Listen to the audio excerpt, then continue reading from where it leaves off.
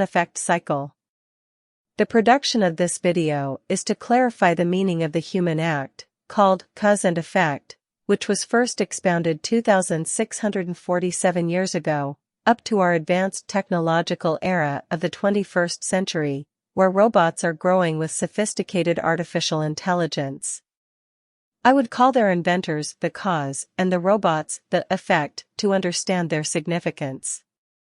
Although the inventors are humans with intelligent and rational minds, the robots are, in their entirety, mental copies of the creators because the artificial mind of robots is a composition of algorithms designed to create with them machines that show the same characteristics as their creators. In addition, this level is the most futuristic and close to the 2001 Space Odyssey of science fiction movie, written in 1951 by Arthur C. Clarke.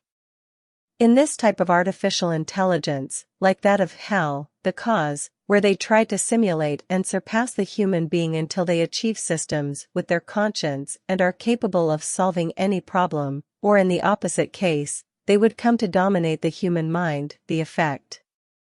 Artificial intelligence has been an excellent ally in the fight against antibiotic resistance. Now, a team of scientists at the Massachusetts Institute of Technology, MIT, has discovered, thanks to a machine learning algorithm, a powerful antibiotic that can even eliminate superviruses. Its name is Halicin, named after the artificial intelligence, HAL 9000, from the science fiction movie 2001: A Space Odyssey. In our time, the law of cause and effect is observed by the vast majority of people to have different possibilities of application, both from philosophical, economic, and scientific points of view. The cause is usually identified with why something happens, and the effect with the exact representation of what has happened. Philosophy focuses on looking for a way to know the effect, thus elaborating different theories of this law, while in economics, we focus exclusively on the causes that affect it. We can know the law of cause and effect by the boomerang's well-known principle that everything good or bad we do will be returned. We can see this effect in the doctrine of mentalism, where it enters into mental realism itself, or in Aristotle's Four Causes, where he explains the changes, since, to know the why, it is necessary to know the cause and the effect. Generally, it is what comes after the cause, as when something is done that causes a good or bad effect. Sometimes we talk about the cause and effect of things. We use the word cause to explain the smallest and simplest problems. We usually say that every action causes a reaction. Therefore, it has a consequence or a result. Now, when we say that something is the cause of something else, we will not say that the cause explains what happens, but, on the contrary, the cause will bring about what happens. Thus, we consider a cause as an impulse or active force. For some, everything that happens is the effect of a cause, while others favor the theory that the world is the effect of a cause. Indeed, one effect can result from many causes, or conversely, one cause can cause many effects. Now let us see the absolute truth on this subject. From the most remote antiquity, in the north of India, in present-day Nepal, the honored and enlightened Siddhartha Gautama, or Shakyamuni as he is known in the East, appeared in this world to purify beings by making them open to the treasure of the enlightened wisdom of Buddha, which they were unaware was within them. His purpose was to free all people from suffering, and his discovery was understanding the proper means to teach everyone the path of awakening consciousness. Cause and effect. The law of cause and effect is fundamental to understanding the knowledge of the enlightened master.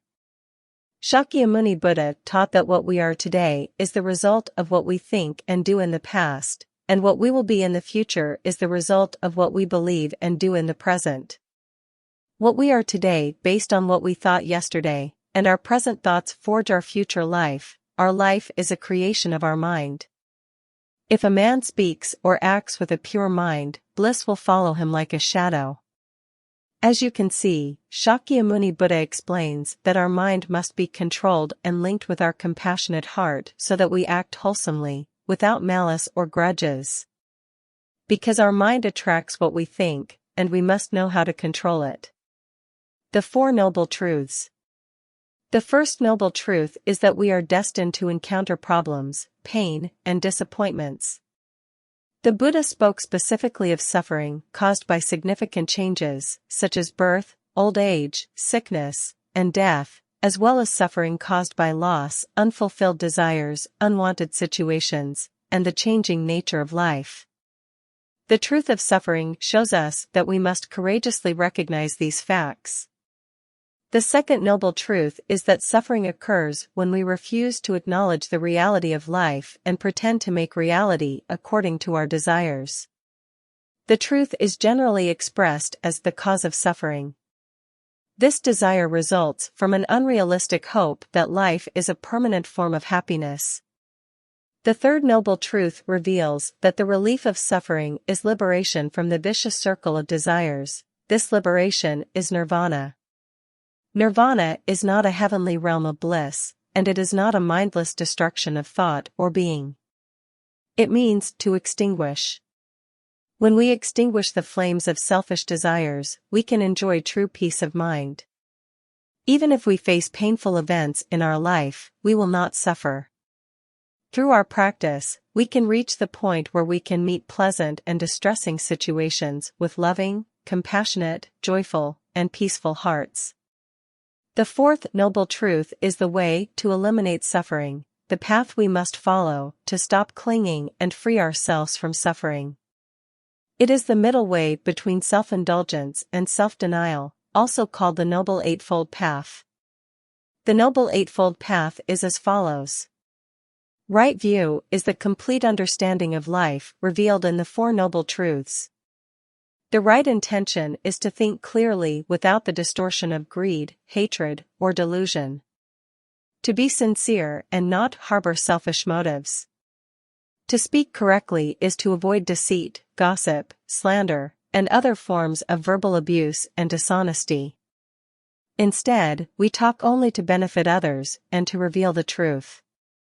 Right action consists of behaving ethically and acting for the benefit of others.